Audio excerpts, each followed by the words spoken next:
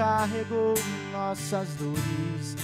O seu castigo nos traz paz e a esperança não se esvai. A oferta pela culpa ele ofereceu para satisfazer o Criador. Ele morreu para que a sua luz em nós pudesse brilhar.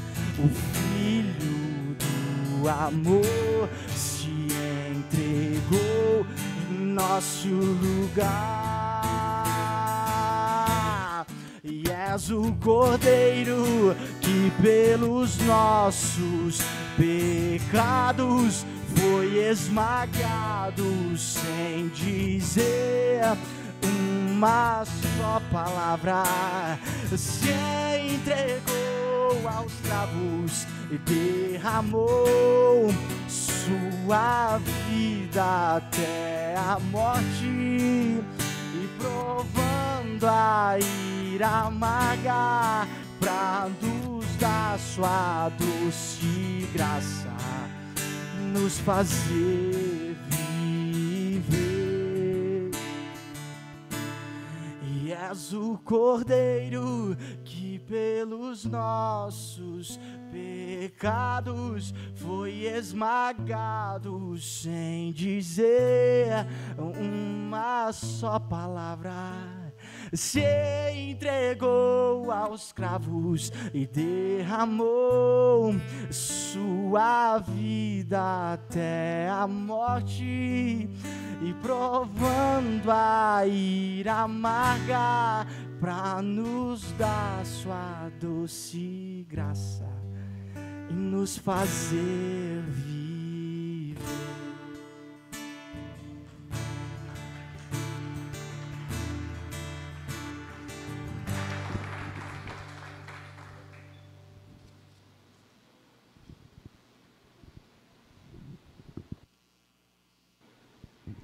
Veio a palavra do Senhor pela segunda vez a Jonas. Parece que está faltando alguma coisa, quando a gente pega um versículo só, parece que está faltando alguma coisa, mas eu queria que você prestasse atenção e que a palavra pudesse mais uma vez. E hoje pela noite eu queria conversar com você, que eu não sei quando, se foi há 10, 15, 20, 30, 40, 50, não sei se foi no acampamento, não sei se foi num culto de missões, não sei se foi numa experiência que você teve com a Bíblia, você e Deus, não sei se foi naquele momento, mas uma coisa eu sei, que há uma grande possibilidade, e é a palavra que Deus trouxe no meu coração, que eu estaria falando hoje pela noite com gente que lá atrás na história, distante ou mais próximo, houve uma experiência com Deus, uma experiência de chamado. Já contei aqui para os irmãos, a grande maioria sabe, que Deus me chamou para ser pastor no dia que eu me converti. E eu não sei, eu sei que tem pessoas, a qual eu estou falando hoje pela noite, no culto de missões dessa igreja, que já tiveram um chamado de Deus. E chamado, quando a gente fala da palavra chamado, a Bíblia usa, e se for mais teológico, vai usar a palavra vocação, que é quando Deus te chama. É uma experiência, e por ser experiência, não se tem regra. Com cada pessoa tem uma forma. Alguns num apelo, talvez, como pessoas que eu já ouvi, foi num culto, ouviu uma mensagem, uma música, mexeu com a pessoa de tal forma, que aquela pessoa decidiu assim, olha, eu tenho que sair da minha zona de conforto. Outros foram num momento a sós com Deus. Gente que tirou um tempo para estar com Deus e de uma forma muito linda. Deus falou com essa pessoa, eu tenho um chamado para você. Eu tenho um chamado que vai além de ouvir. Eu tenho um chamado que vai além, como é um livro que li, além de mim mesmo. Sabe quando, talvez você olha para você e fala assim, olha, eu não tenho capacidade. Você não sabe quem eu sou, não sabe de onde eu vim, não sabe as limitações que tenho. E é esse tipo, e aí de uma maneira assim, que só se explica em Deus. Deus fala com você. Deus fala, pode usar outras pessoas, não tem problema com isso. Deus pode usar situações, não tem problema com isso. Mas de uma maneira assim especial. Deus chamou você. Queria falar hoje sobre vocação. de gente que, semelhante a Abraão, não sei se já viu na Bíblia, Abraão foi um homem que a Bíblia chama de pai da fé. Mas ele era um mentiroso. Mentiroso a ponto de mentir 2 vezes. A Bíblia mostra 2 vezes que Abraão, pecador, miserável, pica-fumo, ele mente, oferecendo a própria mulher, porque a vida dele estava uma bagunça. Eu queria falar com você, semelhante a Davi, que é o segundo homem mais citado na Bíblia, e a Bíblia vai nos falar que esse homem, que é o homem segundo o coração de Deus, outrora foi um adúltero. Outrora ele foi uma pessoa que foi conivente no assassinato, na verdade, a mente pensante no assassinato. Outrora, Davi foi um homem arrependido, e outrora Deus deu uma segunda chance para ele, como deu uma segunda chance para Abraão. Eu queria falar para você hoje, que talvez você está aí pensando, quem é você? E aí a gente olha a história como é a história de Moisés, o homem que a Bíblia diz que foi o instrumento na mão de Deus para ser o libertador. Moisés é um tipo de Jesus, e Deus fala com ele em alto e bom som: Moisés, eu ouvi o clamor do povo, eu desci, e eu vou libertar esse povo. Não mais, e Deus continua falando com ele: eu vou usar você, Moisés. E Moisés, chamado por Deus na caminhada da vida, não sei se você sabe, mas Moisés matou um homem. Ele foge, ele fica 40 anos escondido numa terra chamada de Midian. O tratamento de Deus com ele foi legal, porque ele vai ficar 40 anos na casa da sogra. Olha que tratamento fera de Deus na vida do homem. Mas a Bíblia usa, depois de outros 40 anos, Moisés como o cara, o homem que Deus escolheu para libertar o povo da terra da escravidão, da terra horrível que era a terra do Egito. Eu quero falar com você semelhante, talvez que seu coração seja semelhante a Pedro. Para mim, Pedro foi o discípulo, talvez para mim, Pedro foi o cara, o discípulo amado. É possível que você que conhece a Bíblia fale: pastor, não concordo com você, porque o discípulo amado é João. E eu vou discordar de você falando sim. Quem fala que João era o discípulo amado é o próprio João. Jesus nenhuma vez falou. Mas Pedro, bagunçado que era, irreverente que era, ele nega Jesus. E ele recebe o amor de Jesus de tal forma que o amor de Deus constrangeu o coração de Pedro, e Pedro foi restaurado. E a restauração dele foi tão linda, que antes da restauração ele era ali uma pessoa que caminhava próximo a Jesus, ouvia Jesus, mas depois da sua restauração, depois da ressurreição de Jesus Cristo, a Bíblia nos fala que as pessoas passavam debaixo da sombra de Pedro e eram curadas. As pessoas passavam debaixo da sombra dele e eram restauradas. Hoje eu quero falar com você sobre a misericórdia de Deus em dar uma segunda chance. Eu quero falar para você sobre a misericórdia de Deus, sobre o amor de Deus que dá uma segunda chance de gente como eu, de gente talvez como você que está me ouvindo, ou está me vendo, ou me ouvindo, de gente que está aqui na igreja e gente que não está aqui. Não sei quando você vai ouvir essa mensagem, mas eu quero te falar que o nosso Deus é o Deus da segunda chance. Olha que interessante, o personagem que eu uso para tomar como exemplo hoje, o nome dele é Jonas.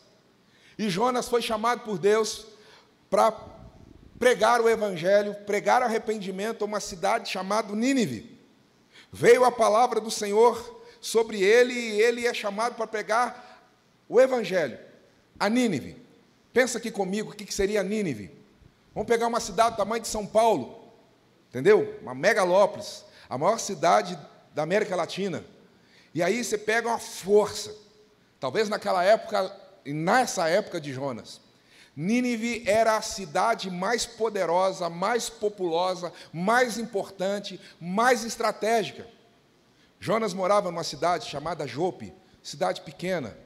Fala uma cidade pequena aí. Machado, obrigado. Machado, Deus te perdoa. Deus perdoa a sua vida. E Jonas está lá em Machado não, Jope. Está em Jope. E quando ele está lá em Jope, veio o Senhor para falar com ele assim: olha, prega o evangelho para os ninivitas. Agora deixa eu trazer alguma coisa que há uma grande possibilidade de alguns não saberem. Nínive, aquela cidade forte, poderosa, era uma cidade que ampliava o seu reino com poder, com autoridade e com muita força. O exército de Nínive era muito poderoso. Então, exemplo, quando Nínive via para apoderar-se de uma cidade menor ou de um outro reino, o que se fazia? Traga memória. A guerra primeiro era espiritual. O primeiro lugar que se destruía numa cidade, quando ia destruir, o exército vinha. Então, pensa Machado lutando contra São Paulo. Então, São Paulo ia, e o primeiro lugar que se destruía era o templo.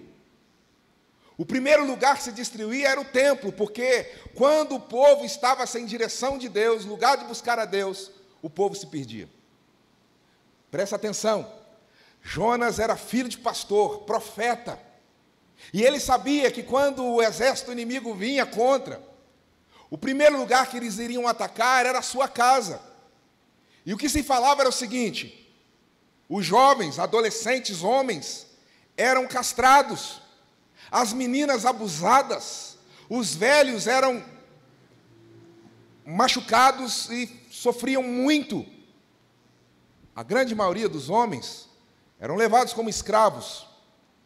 E quem tinha capacidade de trabalhar ia carregar pedra.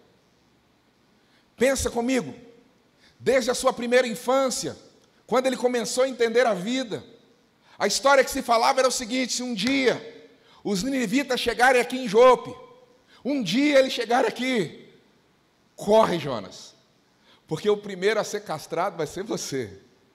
Corre, Jonas, que a primeira família a morrer vai ser a nossa.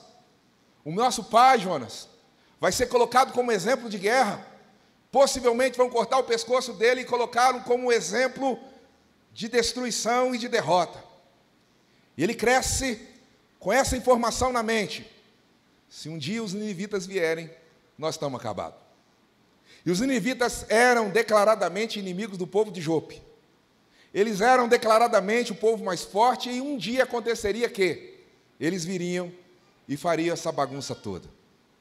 Presta atenção, Deus entra na história, e Deus vem aqui agora já. Jonas não é mais um adolescente, não é mais um jovem, e agora ele é um profeta, ele é um homem de Deus, ele já ouvia Deus, Deus falava com ele.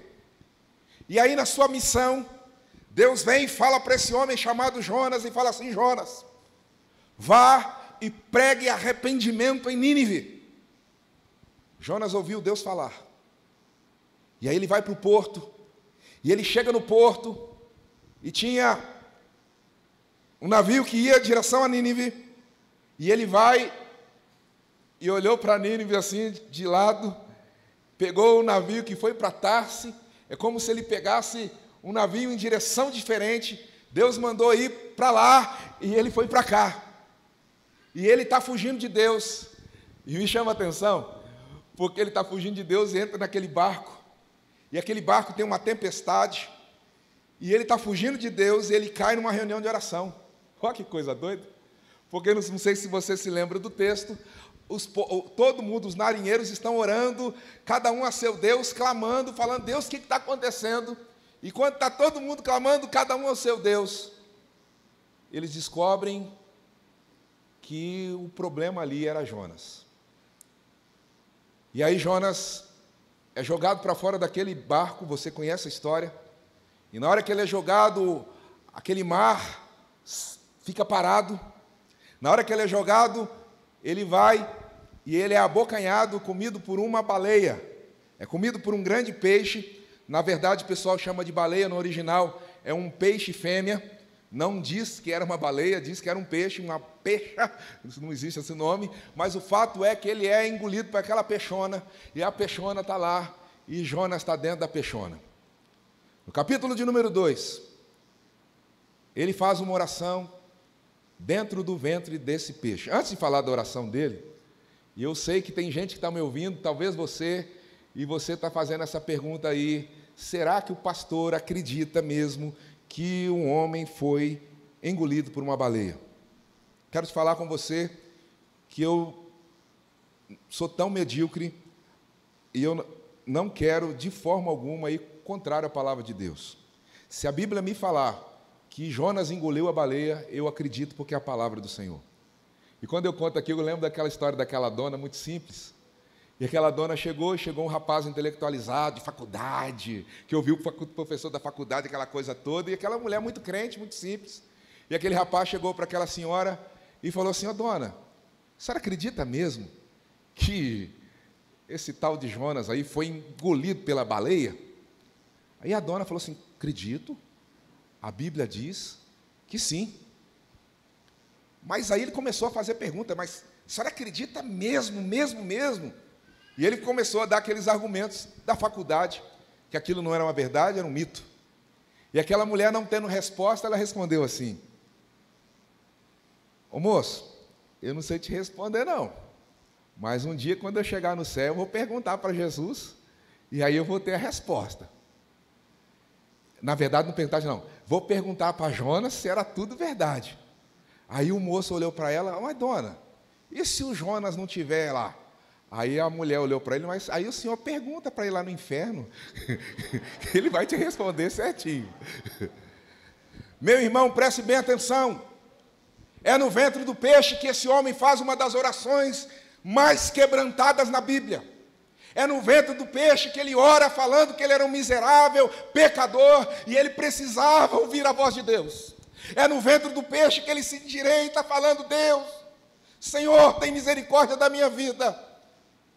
E lá no ventre do peixe, ele está orando, e aí Deus vai e mexe na história. Aquela peixona vai e vomita Jonas. Ele é vomitado. Depois eu vou falar sobre o vomito aqui. Vou atrapalhar sua janta hoje, entendeu? Se você ficar bravo comigo, eu vou te chamar do mesmo jeito. Mas o fato é que hoje eu vou contar sobre o vomito de Jonas, ou melhor, o vomito da peixona. E o nome desse vomito era Jonas. Eu queria falar com você hoje sobre o Deus que pela segunda vez trouxe a palavra a Jonas. Como eu falei hoje pela manhã, essa palavra mudou a minha vida. A palavra que eu estou pregando para você aqui hoje pela noite, essa palavra mudou a minha vida. E eu queria que, com a mesma intensidade que Deus falou comigo, falasse a você. Só que antes de entrar no texto, deixa eu só falar um negócio aqui legal, especialmente para quem gosta de geografia, para quem gosta de noticiário, porque nos últimos anos passou-se muito no noticiário sobre o Estado Islâmico, que estava invadindo uma cidade, uma cidade no Iraque, e todo o Estado Islâmico investiu força, dinheiro, para invadir uma cidade do Iraque, e aquela cidade era o foco estratégico para todo o Islã entrar e tomar conta daquela cidade. E é tão legal, porque o nome dessa cidade é Mossul. E quando você vai entrar na história, você vai ver lá um muçulmano, Estado Islâmico, entrou para lá, estavam perseguindo crentes, estavam matando crentes, estou falando isso nos últimos 5 anos, estavam machucando, depredando o lugar de reunião de crente, porque Mossul é a cidade mais cristianizada no Oriente Médio até hoje. E o mais chique de tudo, olha aqui para mim, o mais fantástico de tudo, que quando você vai para a geografia e vai estudar a história de Mossul, você vai descobrir que antigamente o nome de Mossul era Nínive. O Evangelho chegou em Nínive vomitado. O Evangelho chegou em Nínive através de um profeta fujão. E eu quero falar para você que Deus está te cercando. Olha aqui para mim. Eu quero falar para você que Deus, de uma forma ou de outra, seja pelas circunstâncias da vida, que Deus está cercando você. Talvez você fale assim: olha, mas eu me dou por vencido, e eu quero falar que Deus não se dá por vencido, e veio a palavra pela segunda vez a Jonas. Veio a palavra. Primeira ideia aqui, eu vou falar só 2 coisas hoje, tá? Porque a gente tem que terminar o culto rápido, porque tem limitação, e nós vamos terminar. Mas a primeira ideia, a segunda chance, está sempre vinculada ao projeto da glória de Deus. Gente, se você entender isso aqui, eu acho que vai ser uma palavra libertadora para a sua vida e sua história. Lê comigo de novo, repita comigo. A segunda chance está sempre vinculado ao projeto da glória de Deus. Olha aqui para mim. Deus dá uma segunda chance para Jonas. Deus dá uma segunda chance a Fabiana, Deus dá uma segunda chance a Neuza, Deus dá uma segunda chance a Adriana, Deus dá uma segunda chance para o Jailton, Deus dá uma segunda chance ao Anderson, Deus continua dando uma chance a você que está me ouvindo, me vendo, aqui, a tempo e a fora de tempo, Deus sempre dá uma segunda chance. Agora deixa eu falar sobre a causa disso, porque às vezes, e eu quero falar com muito respeito, com muito amor, e com certeza que eu vou corrigir aqui, eu já falei, mas eu queria corrigir um termo teológico. Por que é que Deus dá uma segunda chance? Presta atenção nisso, meu irmão, você vai gostar. Não é porque Ele te ama. Não é apenas porque Ele te ama, Ele te ama.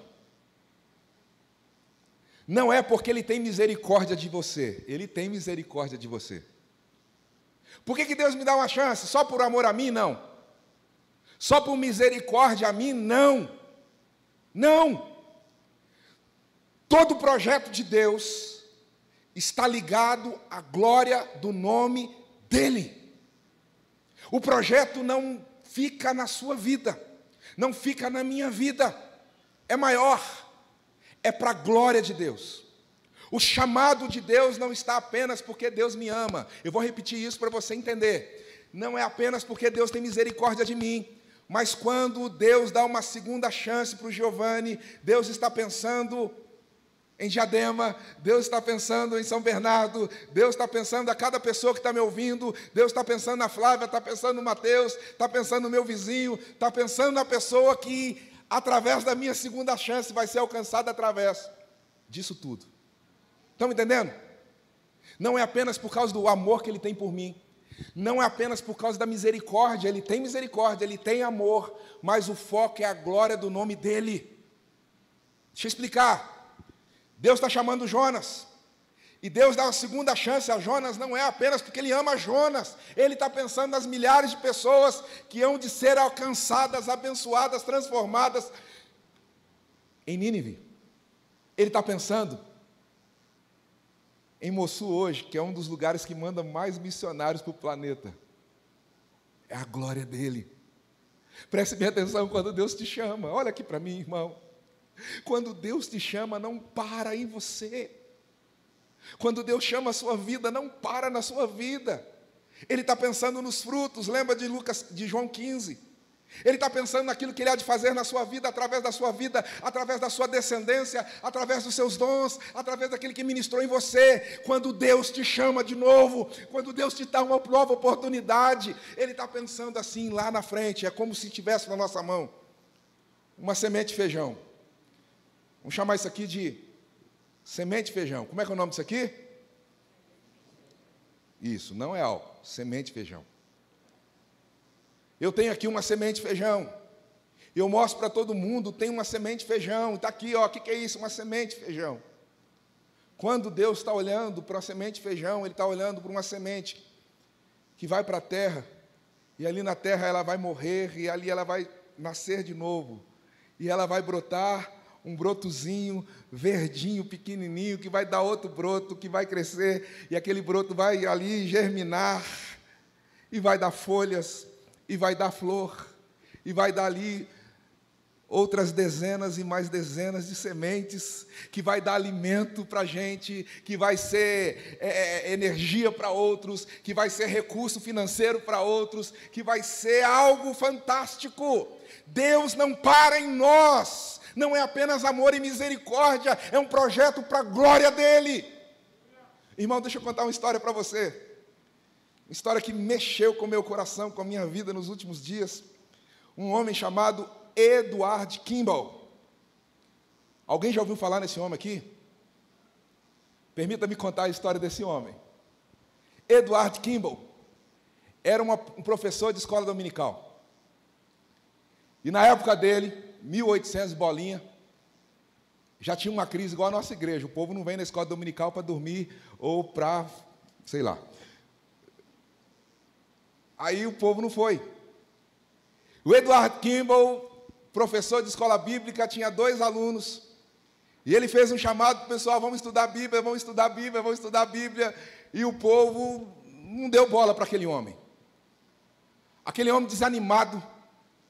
Aquele homem estava sem expectativa de ministério chamado. Aquele homem pensa em desistir. E ele fala assim, eu vou largar tudo. Eu vou largar o chamado que Deus me deu. Ele era sapateiro.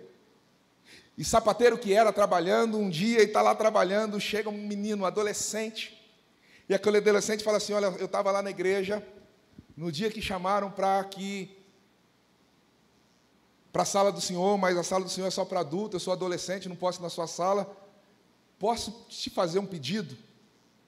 Estuda a Bíblia comigo? Posso te fazer um pedido? Me ajuda, aquele negócio que você falou lá que os homens não querem, eu quero. E aquele homem gasta tempo com aquele menino. E logo, presta atenção nisso, o mundo inteiro estava ouvindo daquele menino que cresceu. E aquele menino se tornou, o nome dele, é possível que já tenha ouvido, D.L. Moody. Moody. A história não é sobre o Moody. É sobre alguém que recebeu uma segunda chance, chamado Edward Kimball. Só que Deus levanta Moody para ser um dos maiores avivalistas que essa terra já conheceu. E Moody está fazendo suas cruzadas. E Moody está falando. E numa dessas cruzadas, se converte uma pessoa chamada Wilbur Champman. Não sei falar, é chique. Wilbur. Como é que é? Igual a menina fala. Wilbur. Entendeu? O Wilbur converteu. E o Wilbur se tornou um evangelista com o mesmo impacto, com a mesma força, com a mesma unção de Moody. E Wilbur começa a pregar. E ele prega na América inteira. E aí, numa dessas cruzadas, uma pessoa que está ali, que se converte e é chamado para o ministério, chama-se Billy Sunday, mais conhecido também. E sabe o que Billy Sunday vira? Um evangelista. Não é só sobre Billy Sunday, porque Deus está pensando numa pessoa lá atrás que queria desistir, que não tinha aluno, que estava lá e Deus dá uma segunda chance, e Billy Sunday é acompanhado, ou melhor, ele é impactado por aquilo, e ele se torna um evangelista, e prega na América inteira. E uma de suas pregações se converte outro homem, e o nome desse homem é Mordecai Wayne. Adivinha o que ele se torna? Não estou ouvindo. O que ele se torna? Um evangelista. Só que agora ele não era um evangelista de falar em estádios, com multidões. O Mordecai, ele se torna um evangelista para pregar em escolas. Naquele tempo, nos Estados Unidos, hoje não pode mais, mas aquele pastor, ele entra, aquele missionário, ele entra nas escolas, fala do amor de Deus, fala de Jesus. E crianças, pré-adolescentes, a maioria juniores, se convertem a Jesus Cristo. Um avivamento acontece na vida desse homem chamado Mordecai Wayne.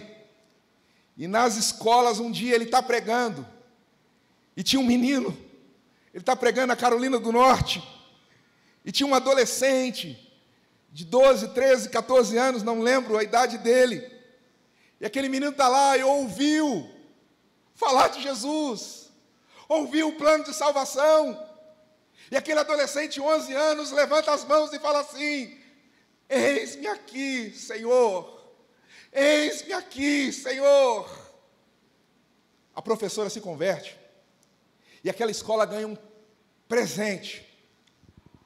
Um empresário muito rico deu de oferta para aquela escola, para que aquela turma toda que se converteu saísse dos Estados Unidos e fosse para a Europa, para a Inglaterra, para fazer um passeio na Inglaterra. E ali, aquele menino está ali com sua professora e mais 40 alunos. 40 alunos. Passearam, viram, tiraram, não tinha foto naquela época como a gente tem hoje, mas o negócio foi legal. Mas dentro da viagem, dentro do roteiro de viagem, estavam para visitar a casa que tinha vivido um homem chamado John Wesley.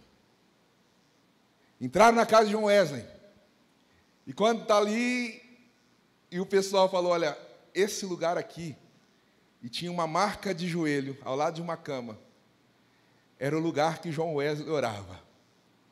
Aqueles meninos passaram ali, ficaram emocionados, viram, gostaram, e foram embora com a professora, e de repente estava em outro lugar, a professora vai contar o número de alunos, tinha 39 alunos. E aí, ela olhou para um lado, e alguém falou, olha, ele ficou lá no quarto.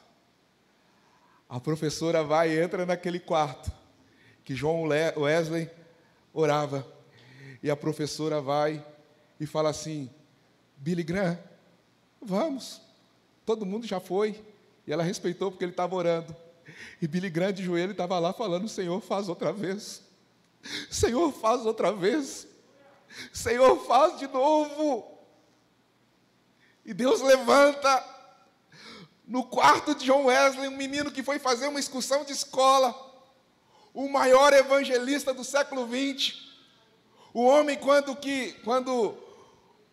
o homem pôs os pés na lua, o presidente da República dos Estados Unidos naquela época foi e falou, olha, aconteceu hoje o maior evento da história.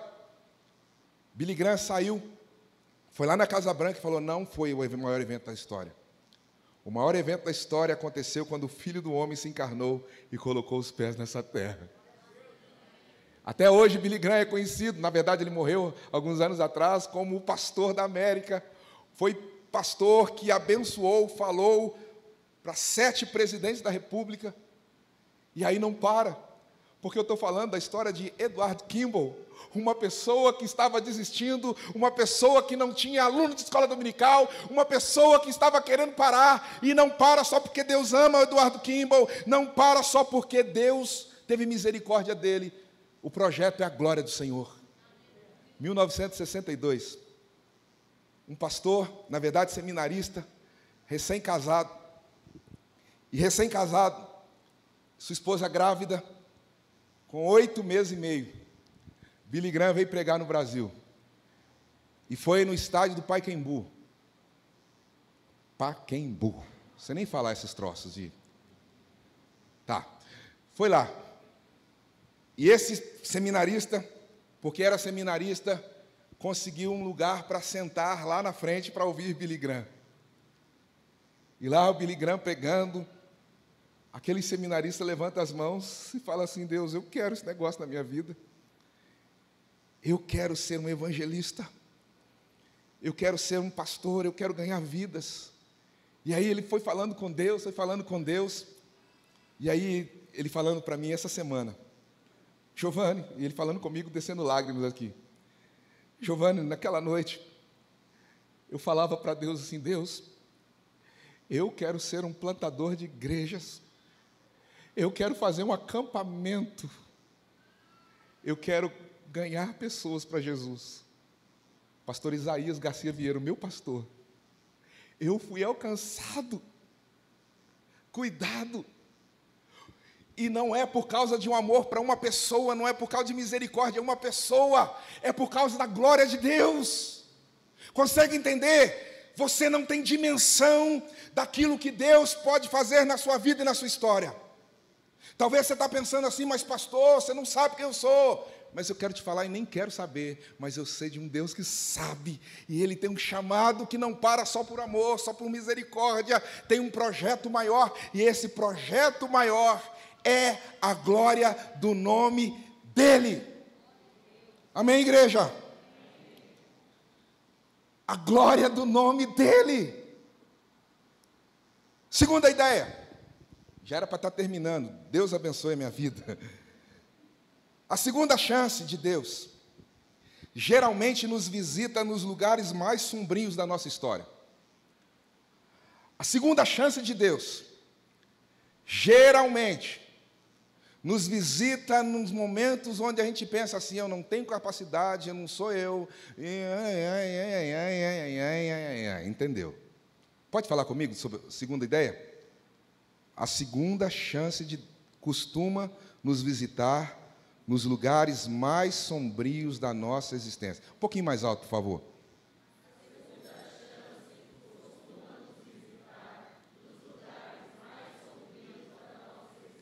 Jonas estava dentro da peixona. Ele faz uma oração e a peixona vai e vomita. Aquele vômito verde. Tinha pedacinho de quibe lá, gente. Tinha. Porque geralmente quando você vomita e o negócio que entrou, imagina se você comeu alguma coisa e aquele negócio é grande, quando é pequeno e volta ralinho, assim, melecoso, transparente. Mas quando o negócio é grande, está lá dentro, não vem limpinho. Talvez você nunca pensou em Jonas assim, mas eu queria fazer você pensar o seguinte: quando Jonas sai de dentro da peixona, ele sai melecoso, fedido, ele sai com cheiro de... Não vou falar, porque senão você vai pensar no cheiro aí. Pensa aqui comigo, gente. O momento que Deus chama foi pós ele ser vomitado. E ele está sujo ainda. E o texto vai falar para mim e para você o seguinte: veio a palavra do Senhor pela segunda vez a Jonas. E há a possibilidade de gente que está aqui sujo, fedido, o pecado tomou conta da sua vida. Você não sabe, pastor, como é que está meu casamento. Você não sabe o que eu fiz com a minha vida financeira. Você não sabe o que eu fiz com o meu chamado. Você não sabe, pastor, o que eu fiz com o chamado que Deus me fez. Eu fiz isso uma bagunça. Deus mandou ir para um lado, eu fui para o outro.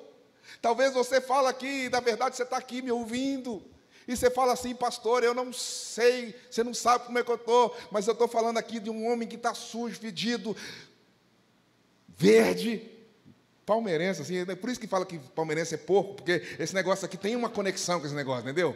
É uma porcaria a vida do homem. E é nesse momento que veio a palavra do Senhor, a segunda vez a Jonas. Lembra que eu falei no início? Olha aqui para mim, por favor, eu estou terminando, nós vamos orar agorinha mesmo. Que Deus ama Abraão, que pisou na bola. Que Deus ama Davi, Moisés. Que Deus ama Giovanni, Eduardo. Eu queria falar para você um negócio muito sério aqui. Que a segunda chance, a oportunidade de servir, a oportunidade de ser uma bênção, uma oportunidade de se colocar nas mãos de Deus, nem sempre vem quando você está aí bonitinho, cheirosinho, comendo chambinho e danoninho. Rimou. Nem sempre a oportunidade de Deus vem quando você está na igreja, legal, contente. Vem quando há uma sujeira em volta de você. Pastor, você está falando que Deus mandou? Não. Mas eu sei que uma coisa que um homem faz pode frustrar os planos de Deus. Se Deus chamou, não tem como. Olha aqui para mim, eu estou terminando. Não tem como. Deus fez um chamado para você. Aí lá, Deus, vou dar um tempo, vou para o pecado. E você acha que Deus está lá tampando os olhos. Não está. Não tem como driblar os olhos de Deus. E Jonas está fedido. E Jonas está naquele momento não legal. E é nesse momento não legal, olha que lindo, gente, que Deus vem e fala para Jonas: Jonas, vá de novo. E é tão lindo, sabe por quê? Porque Deus não... A mesma palavra do primeiro chamado é como se tivesse Ctrl+C e Ctrl+V. A mesmo jeito, a mesma palavra. É o mesmo chamado. Todo mundo sabe aqui que há um pouco tempo atrás eu tinha desistido de ser pastor. Eu ia empreender. Eu lembro que eu me preparei para abrir uma empresa. Eu ia abrir uma franquia de cartório. Uma pessoa falou assim: olha, Giovanni, você abre essa franquia de cartório e o que você precisar de recurso financeiro eu te dou. Eu tinha o recurso, eu tinha a ideia, eu tinha oportunidade. Eu me lembro que consegui ponto, já estava procurando profissionais para abrir tudo, e veio a palavra do Senhor pela segunda vez ao Giovanni, e Deus não estava pensando no Giovanni, Deus estava pensando nessa palavra que eu estou trazendo para você aqui hoje, para falar para você que não encerrou a sua história. Olha aqui para mim, meu irmão. Deus não deschama. Consegue entender isso? Deus não deschama. Se houve um chamado, se um dia, eu não sei, a idade que você tinha, como foi, do jeito que foi, hoje eu quero ser porta-voz para falar. Veio a palavra do Senhor pela segunda vez a você. Vamos orar? Senhor, eu sei que o Senhor está aqui, Pai. Eu sei que o Senhor tem poder para fazer milagres, para restaurar chamados, para restaurar vocação, para restaurar aquele lugar de paixão, de fogo, aquele lugar, Deus, de adoração, aquele lugar de ser porta-voz, instrumento em Tuas mãos. E eu sei, Pai, hoje à noite, nesse lugar, que o Senhor falou a vidas aqui, conectadas, distante ou de perto. Pai, em nome de Jesus, acende de novo, faz de novo, Senhor, porque quando eu sei que prego, Deus, eu sei, Pai, que o Senhor é misericordioso, o Senhor podia levantar no nosso meio um novo Billy Graham da nossa época, o Senhor poderia levantar no nosso meio, Pai, alguém para fazer e entrar em lugar que eu não vou entrar, para fazer diferença, gente que talvez se sinta com culpa, com peso, com ministração contrária. Usa minha vida aqui, Pai, para que essa pessoa entenda que veio a palavra do Senhor pela segunda vez para falar: levanta a cabeça, marche, levanta, toma posição e veja o que o Senhor há de fazer através da sua vida. Em nome de Jesus, amém.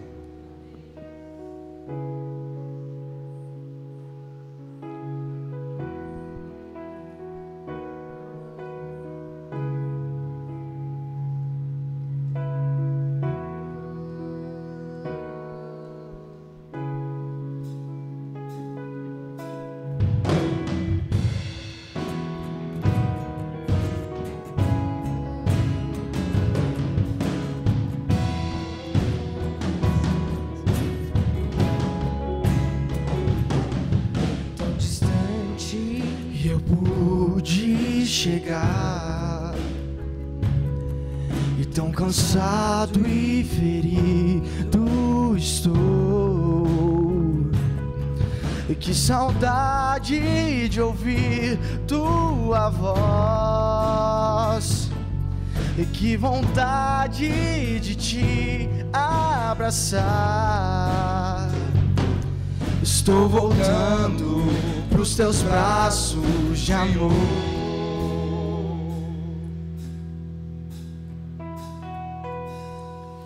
Decidido estou em retornar. A distância não vai me impedir.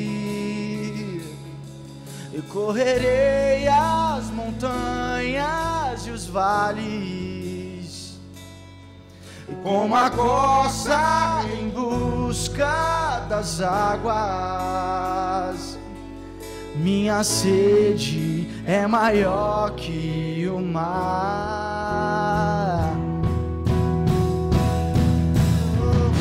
Correndo pros teus braços, nunca mais me afastar. Estou arrependido e disposto a me humilhar. Prefiro tua presença mais que todos os bens que tu possas me dar, oh, Senhor.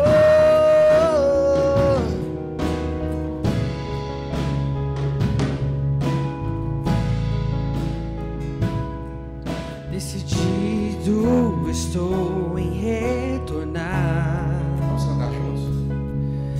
A distância não vai me impedir. Correrei as montanhas e os vales, como a corça em busca das águas. Minha sede é maior que o mar.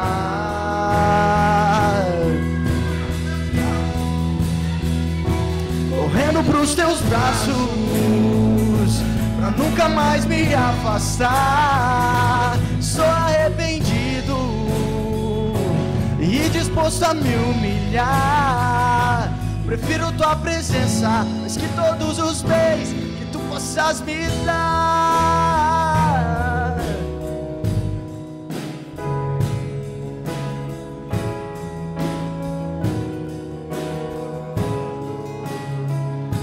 Correndo pros teus braços, pra nunca mais me afastar. Estou arrependido e disposto a me humilhar.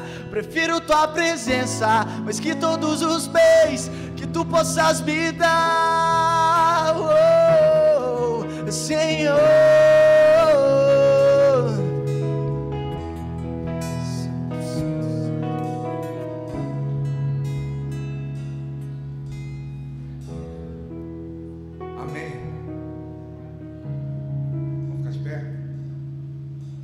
De voz. Correndo pros teus braços, pra nunca mais me afastar. Estou arrependido e disposto a me humilhar. Prefiro tua presença mais que todos os bens que tu possas me dar. Ô gente, sabe aquela oportunidade de correr para os braços do Pai? Então essa é a minha história, não sei como é a sua história. Os humilhados serão exaltados em Cristo. O melhor lugar para se estar é no centro da vontade de Deus, fazendo a vontade do Pai, servindo o Pai de todo o coração, de toda a alma, de todo o entendimento. Senhor Jesus, recebe a oração da tua filha, recebe a oração do teu filho nesse lugar, recebe a tua igreja que clama, cada pessoa, Pai, oramos, entregando nas tuas mãos, Pai, porque sabemos que o projeto não é apenas a minha vida, não é apenas o amor que o Senhor tem por mim, é um projeto para a glória do teu nome. Usa-nos de tal forma que o nome do Senhor seja glorificado. Usa-nos de tal forma, Pai, que tudo na nossa vida e história seja entregue nas mãos do Senhor, Pai. A gente sabe que é difícil, tem áreas que nós não queremos entregar, mas a gente sabe que quando o Senhor mexe conosco, o Senhor faz. Amém. Em nome de Jesus. Amém, meu irmão. Deus abençoe a sua vida. Fala amém, gente. Amém. Jesus abençoe a sua família. Amém. Que Deus continue guardando você, livrando você, abençoando a sua família. Não esqueça de orar pela família da nossa irmã Osana, pelos demais irmãos ainda que estão enfermos, nossa família 1º IP Diadema. Continue orando por aqueles nossos irmãos que Deus está despertando e grandes coisas o Senhor está fazendo por nós. E por isso nós podemos caminhar alegres. Amém? Deus abençoe você. Que o Senhor te abençoe e te guarde. Que o Senhor sobre ti levante o rosto e te dê paz. Que a bênção do Deus Pai, Filho e Espírito Santo seja sobre a sua vida, sobre a sua família, sobre todo o povo de Deus, sobre toda a face da terra, desde agora e para sempre. Amém. Vá na paz do Senhor.